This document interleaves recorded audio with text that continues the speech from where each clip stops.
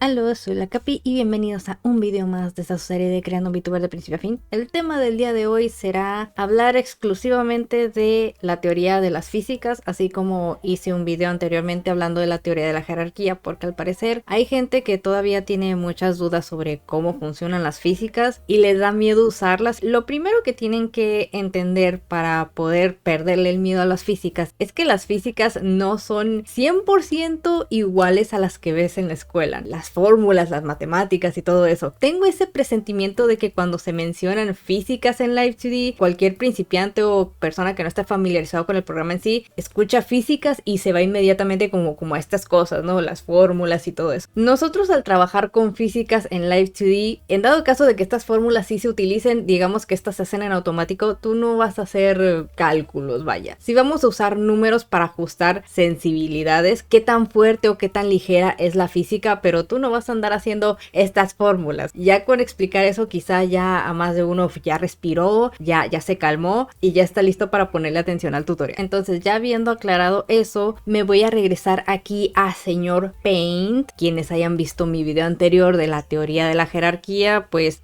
vuelve señor Paint para volverles a dar un recordatorio en qué parte de la jerarquía van las físicas. Si recordarán el video anterior, la jerarquía parte de movimiento en Z, donde este se parte en tres, por lo menos en un modelo de simple a medio, nomás se le agrega movimiento en Z en tres partes específicas, que es la cabeza, el torso y la cadera. Ya quienes hagan modelos más avanzados van a decir, pero también se le puede agregar movimiento Z a esto y aquello. Sí, modelos avanzados, el típico modelo de $1000, ¿no? Sí, entiendo, pero aquí estamos hablando de modelos simples de una persona que apenas va empezando y quiere darle dinamismo sin irse a esos extremos. Movimiento en Z nomás en estos tres elementos. Después de los movimientos en Z siguen los movimientos X y Y de todo. Y cuando decimos el movimiento X y Y de todo es la perspectiva de la cara, la perspectiva de la boca, la perspectiva del ojo, la perspectiva de todo el cuerpo cuando va girando. Eso es el X y Y de todo. O en otras palabras, este X y Y de todo es el ángulo. El ángulo, la perspectiva. Y ya después de que tienes el ángulo, la perspectiva en X y Y, siguen las físicas. Que las físicas objetivamente son otro movimiento en X y Y que solamente se va a activar cuando este se mueva. Por ejemplo, si yo muevo la cabeza, ¿qué es lo que se va a estar moviendo? Pues el cabello, ¿no? El cabello solamente se va a mover cuando se mueva la cara. Entonces, de aquí nos regresamos al modelo. Esta versión del modelo es cuando hice el tutorial de los ángulos de la cara esquinados. En esta versión de la abeja solamente tengo esto de aquí.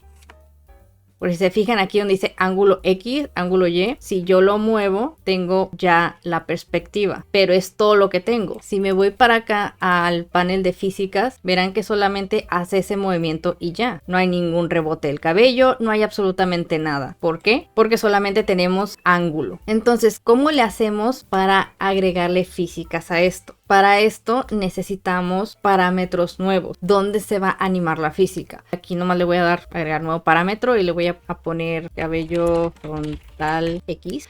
Y le voy a poner cabello frontal Y. Aquí con estos nuevos dos parámetros yo lo que voy a hacer es el nuevo movimiento en X y Y. Para que quede más claro en esta jerarquía, este deformador es el que tiene el ángulo, por lo que para que quede más claro le voy a poner cabello frontal, ángulo. Y en este deformador general, donde se aloja el ángulo, están otros deformadores que cada uno contiene el gráfico. Y es aquí abajo del ángulo donde va la física. Podemos ponerle física, digo nomás para que quede claro que estas son puras físicas. Entonces a estos deformadores de abajo, como dice en la jerarquía, ángulo y luego físicas, como tenemos aquí, primero ángulo, pues físicas, podemos agarrar estos deformadores que yo para hacerlo rápido voy a agarrarlos todos de una vez, pero lo ideal es que se anime cada uno de manera independiente. Le ponemos 3 fotogramas en X, nos vamos para el más 30 y empezamos a mover las puras puntitas. Y si no nos queremos complicar, le podemos dar Reflect Motion. Y ahora le vamos a poner fotogramas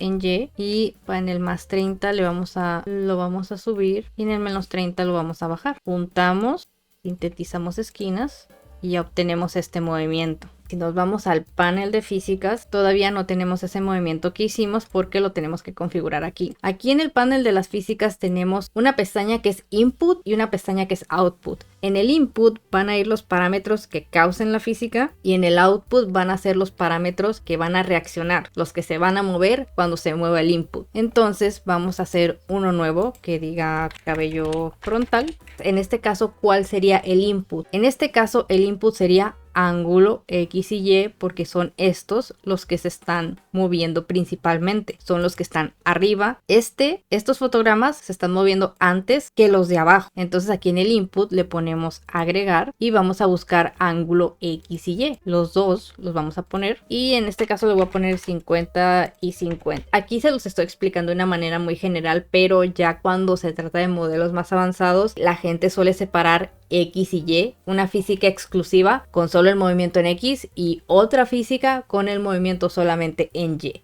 Agregamos péndulos. Entonces en el output vamos a poner cabello frontal X y Y, que es la física que hicimos. Y al ponerlos aquí, si movemos el modelo, todavía no se ve nada. ¿Por qué? Porque la escala está muy pequeña. Aquí tenemos una escala de 1. ¿Y cómo nosotros podemos calcular qué tan fuerte debe ser la escala? La escala se define por el rango del parámetro. Nosotros tenemos 30 y menos 30. Quiere decir que para que esta física se note, nosotros tenemos que poner máximo una escala de 30. Entonces al ponerle la escala de 30 y moverlo, ya tenemos el rebote.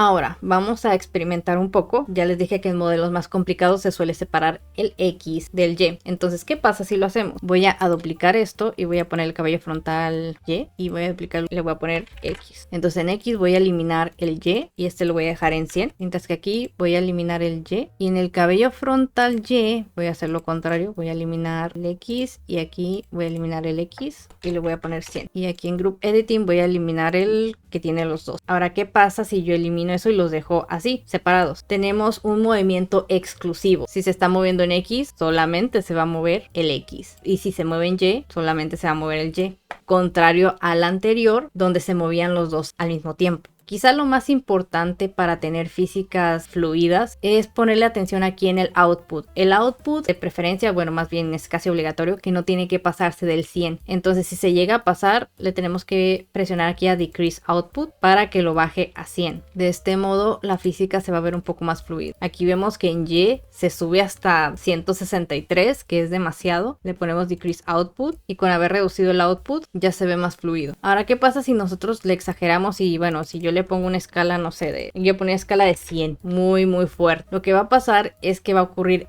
ven ese como tope o corte de animación. Esto pasa cuando la escala está muy alta. De hecho el output aquí se me va hasta 500 y es como, no, se supone que el punto máximo que puedes tener es el mismo rango del parámetro y aún así si se pasa, pues tenemos aquí el decrease output, que eso me lo baja hasta el 18. Entonces así es como nosotros podemos controlar la fuerza de las físicas, nuevamente sin fórmulas raras, sin matemáticas, sin nada de eso. Es muy sencillo controlar la fuerza de una física. Ahora también podemos ver cómo funciona el péndulo. El péndulo nomás te muestra de manera muy burda cómo se está moviendo el gráfico. O sea, prácticamente, digamos, a nivel software, esto es lo que se está moviendo realmente y está controlando el cabello. Y con esto podemos modificar cosas como la duración. Si le pongo 30 de duración, si aumentamos la duración del péndulo, la física se mueve más lento. Pero si lo ponemos una duración de 3, la física se va a mover más rápido. Entonces la duración es para saber qué tan rápido va a correr la animación de la física. Y aquí es donde mucha gente, yo incluyéndome, dice, bueno, pues aquí experimenten con los números a ver cuál les gusta más. Aquí ya depende de gusto de cada quien. Tal vez alguien quiere que las físicas se muevan de manera muy lentita, muy tenues. Entonces, bueno, le pone duración de 40 y apenas se mueve, ¿no? Y uno dice, no, yo quiero que mi cabello se mueva muchísimo. Le voy a poner una duración de 5 y de 5 solamente y se mueve muchísimo, ¿no? Pasando al siguiente, que es el shaking o qué tanto se puede sacudir. Aquí en el shaking no les recomiendo llegar al 1 porque lo que puede pasar es que este péndulo se puede llegar como a torcer, se puede como dar un giro y si da un giro el gráfico se quiebra. De hecho, esto suele pasar mucho en el skinning. El skinning depende mucho del movimiento del péndulo. Entonces, cuando un péndulo hace el giro completo, se quiebra el gráfico. Se los voy a demostrar aquí. Esto es lo que suele hacer el péndulo si llega a hacer un giro completo. Entonces no queremos que haga este tipo de cosas, así que lo ideal es que se mueva, pues ya, que se mueva así, no que se mueva así. Entonces esto se hace controlando el shaking, que de preferencia no haga el giro completo. Y para evitar que haga ese giro completo es que no llegue al 1. Por eso siempre te lo dejan en 95, como diciéndote 95 es el máximo y no te salgas de ahí. Estos dos son para mí los más importantes. La reacción realmente yo no le encuentro tanto uso. Para mí es que tan al extremo se va a ir al momento en el que hace el movimiento. Por ejemplo, si yo le pongo una reacción de 7, una reacción de 7 es que casi no tenga reacción, de hecho no se mueve en relación al ángulo, pero si lo pongo en punto 2, en punto 3, se va hasta el extremo, ¿no? Si queremos que sea un poco más reactivo, tal vez lo podemos dejar en un punto 8 más o menos, y si no queremos que reaccione tanto, un punto 2, yendo un poquito más arriba del 1 y un poquito más abajo del 1. Pero como dije, de manera general yo creo que los que impactan más en la física es la duración y el shaking. Entonces así de manera muy general, así es como funcionan las físicas. Tercera o cuarta vez que lo digo, no es como volver a la secundaria o preparatoria dependiendo de dónde vivan. Las físicas son solamente una animación extra después del ángulo principal, que después lo configuramos para que reaccione uno con el otro. Es todo. En fin, si este video les ayudó a aclarar esa gran duda, pues no olviden dejarle me gusta, suscribirse al canal y comentar abajo sus dudas si es que aún les quedaron dudas. Soy la Capi, muchas gracias por verme y hasta pronto.